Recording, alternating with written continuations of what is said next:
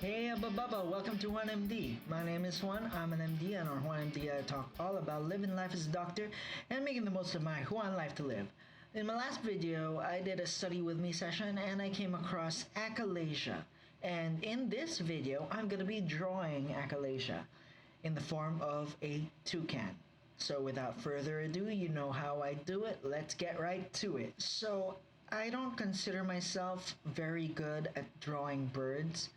So I don't feel ashamed that I have to look for a reference. I see that the toucan has like a yellow face and chest area. And of course, the beak is very, very colorful. It has a very large beak to body ratio that should be pretty straightforward.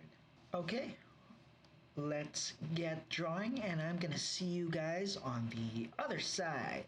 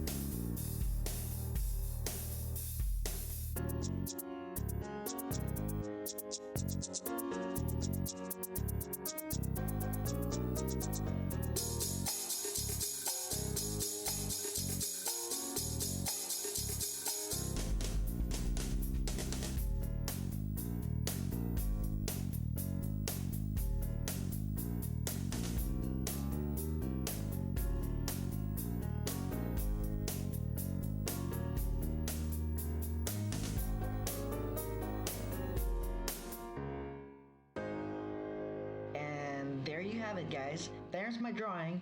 I'm gonna explain the story behind the drawing and how the drawing kind of reminds me of achalasia. Now we have a toucan. Came from a birthday party. It's kind of sad that nowadays we can't have birthday parties as often as we used to, either because kids these days are different or because of the pandemic or both. I'm not really sure. But anyway, in our day we used to have birthday parties whenever kids would turn 5, 6, 7. And the toucan came exactly from a birthday party. Now he has with him his giveaways, which is a box with soda, with fries, and a flask containing a piece of jelly, and a balloon. Now the toucan is kind of frustrated because he's having difficulty getting the jelly out of the flask. Whoever did the party planning didn't think this through, so he's like really frustrated. His forehead is all wrinkled. Oh, and I forgot to mention he's wearing a party hat. How does this remind me of achalasia? Well, first and foremost, the birthday hat kind of looks like a neuron with dendrites, and that will remind me that achalasia is caused by the degeneration of the nerve plexus. Hence, the lower esophageal sphincter cannot dilate and you have that ballooning proximally. We have the bird's beak, which you can see usually on barium imaging, and that is like usually what they use to describe people with achalasia. Now, I don't know of a 50-plus-year-old who would go to a birthday party, and so that very fact is supposed to represent that achalasia happens in younger people. Likewise, the toucan cannot reach that piece of jelly.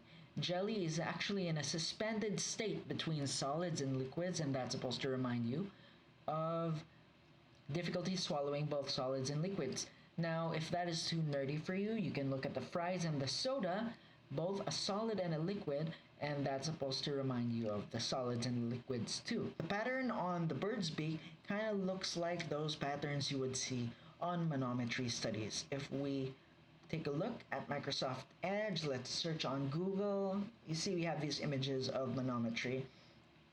It kind of reminds me of the color patterns on a toucan's beak. In diagnosing achalasia, we would want to use manometry. So we have that to represent manometry. Barium studies and imaging are not so specific. Now, if you look at the soda, there is a straw stuck into the soda, which has this ice, the bubbles, and the soda, and all like a blended mix. That's supposed to represent that you can use endoscopy and biopsy to rule out cancer. Ice and the bubbles and the soda is supposed to represent neoplasia, and so that's supposed to remind you of cancer. And the straw is supposed to remind you of endoscopy. Now, how do you manage people with achalasia? First and foremost, the balloon is supposed to represent pneumatic dilation, which has a really pretty good success rate and a less than 3% chance of perforating the sphincter, the esophagus. Imagine in 3% of all realities that balloon would have exploded. And so 3% chance of perforation. You can also use surgical excision if the pneumatic dilation doesn't help. The sword on the noble meal, it's called a noble meal because medieval meal is taken. It will remind you of surgical excision. You can use that if pneumatic dilation doesn't work. The wrinkles on the toucan's forehead, out of his frustration, will remind you of Botox. You can also use that, but you're gonna have to re-inject every 6 or so months. And there you have it, guys. That is how a toucan represents achalasia. If you like this video, please click on the like button, and if you haven't yet, please click on subscribe and hit the bell for further updates. And before we end, guys, it's time for the word of the day.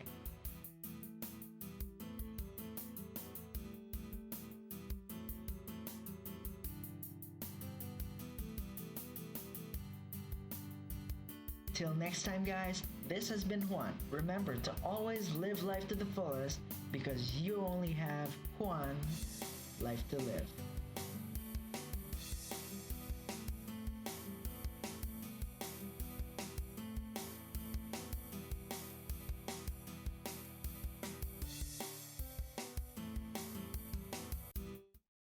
And there you have it, guys. That is how a toucan represents pneumatic dilation.